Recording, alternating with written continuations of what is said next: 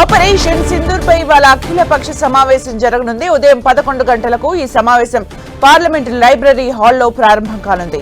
భారత సైన్యం పాక్ ఆక్రమిత కశ్మీర్లోని ఉగ్రవాదుల స్థావరాలపై జరిపిన ఆపరేషన్ సింధూర్ గురించి కేంద్రం అఖిలపక్ష నేతలకు వివరించనుంది.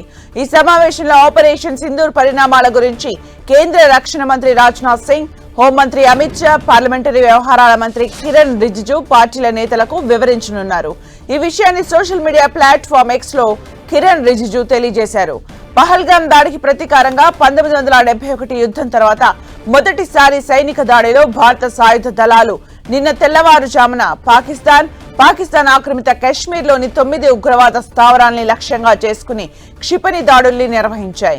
ఆపరేషన్ సింధూర్ అనే పేరుతో భారత సైన్యం, నేవీ, వైమానిక దళం కలిసి బహవల్పూర్లోని జైషే మహమ్మద్ స్థావరం, లాహోర్ సియాల్కోట్ సమీపంలోని మురిడ్కేలోని లష్కరే తోయిబా మర్కాజ్ వంటి కీలకమైన ఉగ్రవాద స్థావరాల్ని లక్ష్యంగా చేసుకున్నాయి. ప్రతీకారంగా చేపట్టే చర్యలపైన భేటీలో చర్చించింది. అఖిలపక్షం నుంచి సలహాలు, సూచనలు తీసుకోనుంది.